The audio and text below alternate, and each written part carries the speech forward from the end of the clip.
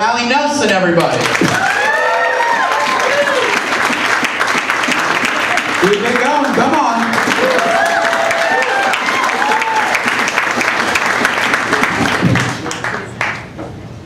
Well, hello there. So I quit my job recently. Well, I say quit, I feel like they would say they asked if I wouldn't mind not coming in anymore. But I just think it's a difference of opinion. I work in true crime television, you know, for things like Making a Murderer or Serial, but I didn't actually work on either of those. I was just hoping maybe you would think I did for a second to be kind of impressed. Did it work? No? Okay, moving on. I'm an associate producer, and for those of you who don't know, associate is a very fancy word that means assistant. And assistant is a fancy word that means everyone's bitch. That's me. Funny story, so when my last job was hiring me, they didn't tell me that I was going to be in charge of the budget. And then they also didn't tell me the budget.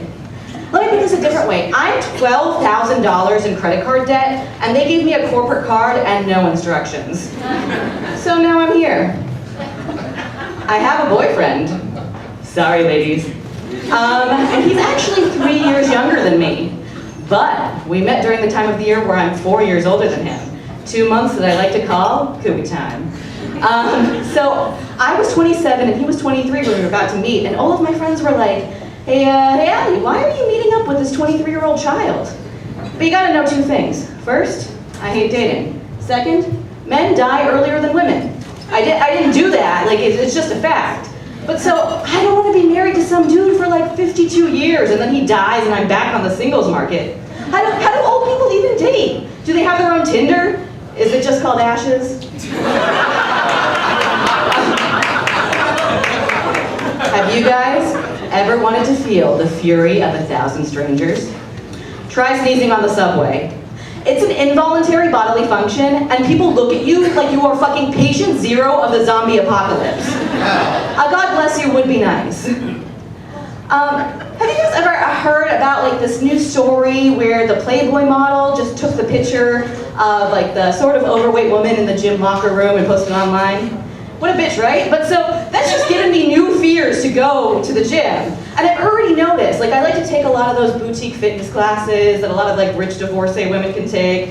So I've noticed in the changing room, I'll be changing and they and their skinny bodies will turn and look at my schlubby body. And it used to make me uncomfortable. But then I realized something.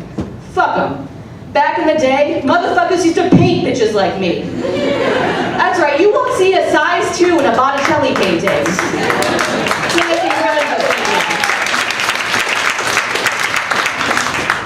I went to visit my mom recently, and she has this really weird habit where she seems to think that she's like a celebrity gossip columnist, but she has to like double check that you know who she's talking about, even though it's never anybody obscure. So she'll be like, Harrison Ford. Oh, you know Harrison Ford from Star Wars? Yeah.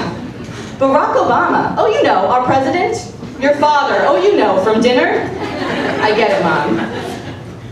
So I want to talk about something personal right now. I have really big boobs. I'm just going to put that out there. And I've had them pretty much my entire life. Like, I got them in 2nd grade. And let me tell you, 8-year-olds are not ready for these knockers. So I became the talk of my elementary school. And by 5th grade, there was a rumor going around about me. And I finally got to hear it, and here it is. Allie's boobs are so big, she has to wear her mother's bras. That's the rumor? What the fuck does that even mean? This is like 20 years later, and I still don't know what it means. Were they calling my family poor? Were they saying that my bras were so enormous that I was sending them into debt? I'll tell you what though, this bra was not made for mommy, but I am wearing granny panties. You know what I hate? I hate when you're walking down the street and you see a little dog and it comes up to you and you're like, oh hey puppy, and you're trying to play with it, and then you look up and the owner is giving you the stink eye. Hey lady, your dog came on to me. Speaking of dogs, I watched 101 Dalmatians recently. Do you guys remember that one? The Disney movie with like the crazy old rich woman wants to skin all the Dalmatian puppies and make them into a coat, which is a fucked up plot for a Disney movie. But then at the end, the sweet couple takes in all the dogs and they're rescued and it's happy. Only I don't think it is. Because what the fuck is wrong with that couple? They've just agreed to take in like 100 untrained dogs. Like have you ever gone to your new friend's house for the first time? You walk in and you inhale and you're like, do you have a cat? And they're like, no, Scruffles died 2 years ago. And you're like, well, does your fucking house know that? Because it smells like a cat in here. That's what they signed up for, times 100. Hey, have any of you guys ever been thrown out of a bar for being too drunk? What about barred from entering a bar for being too drunk? I have done both and then some. Because one time, I threw up on the fancy carpet of a bar, and they opened a secret passageway from behind a bookcase just to get me the fuck out. I was 21, and it was my friend's 21st birthday, and about a week later, I got an email from one of my friends, and she told me that that bar had changed the age of entry from 21 to 25. That is power, people. Every single day since that day, I have been waiting, preparing to make my return. Because I don't know how they're gonna up the ante to keep me out. But I just wanna go back up to that door, kick it open, and be like, I'm back, bitches, what are you gonna do? Thank you, guys.